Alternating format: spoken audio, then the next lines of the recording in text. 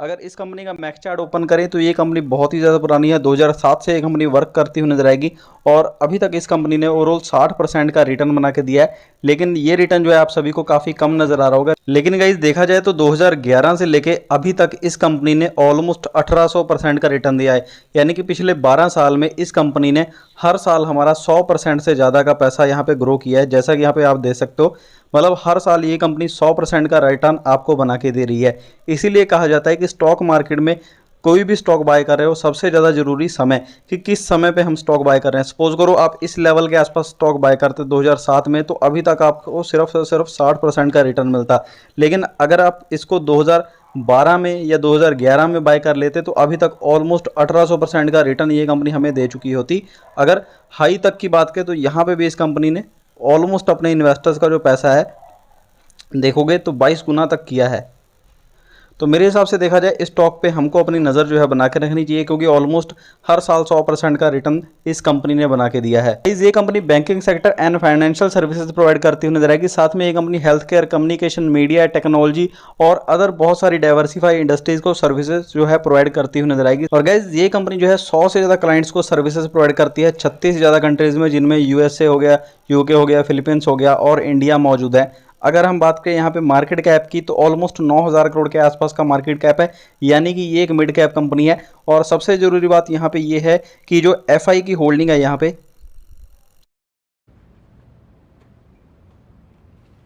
0 for delivery trades, 0 for intraday and FX.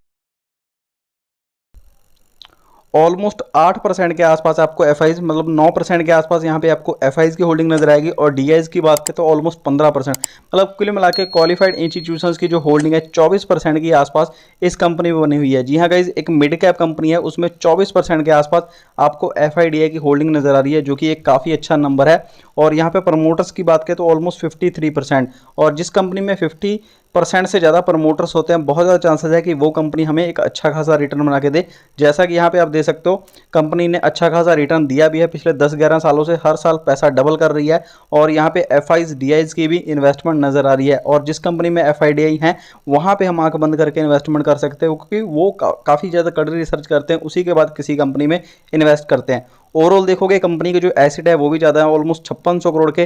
Current liabilities मात्र यहाँ पे 1500 करोड़ की हैं। और प्लेज परसेंट यहाँ पे देखोगे बिल्कुल नहीं है। पिछले एक साल में इस कंपनी ने 28% का रिटर्न बना के दिया। हालांकि मार्केट काफ़ी ज़्यादा अप एंड डाउन था, फिर भी ठीक ठाक रिटर्न बना के दिया है। और इस कंपनी की जो एक मंथ की एवरेज ट्रेडिंग वॉल्यूम है लगभग 16 लाख के आसपास की है। जी हाँ गाइज, अगर इन फ्यूचर ये 130 रुपये का स्टॉक जो है अगर 3000, 5000, 10,000 का भी हो जाता तब भी हमें यहाँ पे बाय और सेल करने में कोई दिक्कत नहीं होने वाली है। अगर गाइस इस कंपनी पे कर्ज की बात करें तो पिछले साल के मुकाबले कंपनी ने कर्ज चुकाया, देख सकते हो 1400 करोड़ का कर्जा है। रिजर्व देखोगे पिछले साल के मुकाबले कंपनी ने इंक्रीज किया, ऑलमोस्ट 2600 करोड़ का रिजर्व इस कंपनी के पास मौजूद है। यानी कि इस कंपनी को हम डेप्ट फ्री कंपनी भी मान सकते हैं, क्योंकि जितना डेप्ट है कंपनी इजीली चुका सकती है। और उसके बाद कंपनी के पास रिजर्व बचेगा, जिसका कंपनी यूज करके अपना बिजनेस एक्सपैंड कर सकती है। अगर हम सेल की बात करें तो ऑलमोस्ट हर साल कंपनी की जो सेल है वो बढ़ती हुई नजर आएगी। 2017 में देखोगे 3500 करोड़, 18 में भी 3500 करोड़, 19 में 3800, 4000, 5000 करोड़, यहाँ पे ऑलमोस्ट देखोगे 6000 करोड़। और यहाँ पे देखोगे ऑलमोस्ट 6022 करोड़। मतलब देखा जाए कंपनी की सेल हर साल लगातार बढ़ रही है। पिछले 5 साल की सेल देखा जाए तो ज़बरदस्त तरीके से बढ़ती हुई नजर आएगी। और इसी प्रकार अगर हम बात करें यहाँ पे नेट प्रॉफिट की, तो यहाँ पे 327 करोड़ से 378 करोड़, फिर यहाँ पे थोड़ी सी कमी आई, फिर यहाँ पे कंपनी ने वापस से बाउंस बैक किया। अब देखोगे यहाँ पे 537 करोड़। और 2023 की बात करें तो यहाँ पे 514 करोड़, मतलब थोड़ी सी कमी आई है। लेकिन ओवरऑल देखा जाए कंपनी की जो सेल है वो बढ़ रही है और कंपनी का जो नेट प्रॉफिट है वो भी लगातार बढ़ रहा है। और ये कंपनी आपको कुछ ना कुछ डिविडेंड भी प्रोवाइड करती है, हर साल आपको कुछ ना कुछ ये कंपनी डिविडेंड दे रही है। और गाइज इस कंपनी का 10 साल का जो CAGR है वो 30% है। 5 साल का CAGR देखोगे तो आपको 13% नजर आएगा, 3 साल का 50% और पिछले एक साल में 28% का रिटर्न इस कंपनी ने दिया है। ओवरऑल देखोगे तो 10 साल की जो सेल है 8% है, प्रॉफिट को देखा जाए 14% है। सेल हालांकि इतनी ज़्यादा अच्छी नहीं है, लेकिन देखा जाए तो ओवरऑल कंपनी के जो नंबर्स हैं वो ठीक ठाक एवरेज नज़र आ रहे हैं। तो मेरे हिसाब से इस कंपनी में आपको अपनी नज़र जो है बना के रखनी चाहिए, क्योंकि एफआईज डीआईज की काफ़ी अच्छी होल्डिंग इस कंपनी में बनी हुई है। ओवरऑल प्रमोटर्स ने भी काफ़ी अच्छी होल्डिंग इस कंपनी में बाय की हुई है। तो इस कंपनी में अपनी नज़र जो है बना के रखना है। इस कंपनी का नाम है फर्स्ट सोर्स सोल्यूशन लिमिटेड, और ये वही स्टॉक है जो हमने लगभग 93 रुपये के आसपास 6 महीने पहले डिस्कस किया था, और अभी देखोगे तो काफ़ी अच्छा रिटर्न स्टॉक दे चुका है। अगर आप लॉन्ग टर्म इन्वेस्टर हो, आप में होल्ड करने की कैपेसिटी है, अगर आप 10 साल तक किसी कंपनी को होल्ड कर सकते हो, तो मेरे हिसाब से इस स्टॉक पे भी आपको अपनी नज़र जो है बना के रखनी चाहिए। अगर आपके पास ये स्टॉक है तो होल्ड करके रखना, नहीं है तो बाय करने की सोच सकते हो। और गाइस जो हमारा दूसरा स्टॉक है लगभग 350 रुपये के आसपास आपको ट्रेड करता हुआ नजर आएगा। ये कंपनी कोई ज़्यादा पुरानी कंपनी नहीं है, दे सकते हो 2021 में ही लिस्ट हुई है, और अभी तक ऑलमोस्ट 44% का रिटर्न दिया है। और बीच में ये जो स्टॉक है यहाँ पे डाउन भी गया था, तब से लेके अभी तक देखोगे तो ऑलमोस्ट 55% का रिटर्न भी इस कंपनी ने दिया है। इस कंपनी का मार्केट कैप देखोगे 5000 करोड़ है, यानी कि ये एक स्मॉल कैप कैटेगरी का स्टॉक है।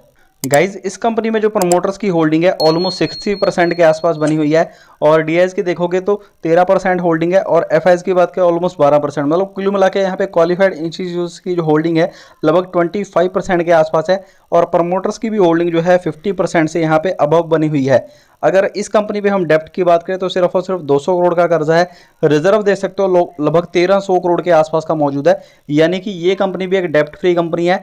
और यहाँ पे अगर सेल्स की बात की जाए तो कंपनी की जो सेल है वो हर साल आपको लगातार बढ़ती नजर आएगी। 2019 में देखोगे 900 करोड़, 1100 करोड़, यहाँ पे भी 1100 करोड़, 1400 करोड़, और ऑलमोस्ट यहाँ पे 1700 करोड़ के आसपास की सेल है। और इस कंपनी का ओपीएम भी देखोगे तो काफ़ी ज़्यादा ज़बरदस्त नजर आएगा, और जो नेट प्रॉफिट है वो भी आपको लगातार बढ़ता नजर आएगा, जैसे कि 91 करोड़, यहाँ पे 128 करोड़, 152 करोड़, 213 करोड़, और यहाँ पे 275 करोड़।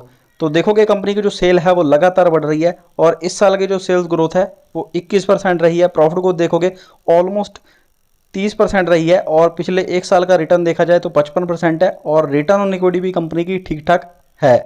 और गाइज पी रेशो के हिसाब से भी ये स्टॉक अंडर वैल्यूड है, सिर्फ और सिर्फ 19 के पी पे ट्रेड कर रहा है, जो कि इंडस्ट्री पी से काफ़ी कम है। अगर हम आरओसी आरओई रेशो की बात करें, दोनों ही 20 से ज़्यादा नजर आएंगी। फेस वैल्यू जो है कंपनी के 10 की है, तो इन फ्यूचर हो सकता है कि ये भी कंपनी हमें विप्रो या इन्फोसिस की तरह सप्लेट वगैरह प्रोवाइड करती हुई नजर आए। डेप्ट टू इक्विटी देखोगे तो 0.13 है, यानी कि एक से काफ़ी ज़्यादा कम है। डेप्ट की वजह से फेलियर के चांसेस यहाँ पे ना के बराबर है।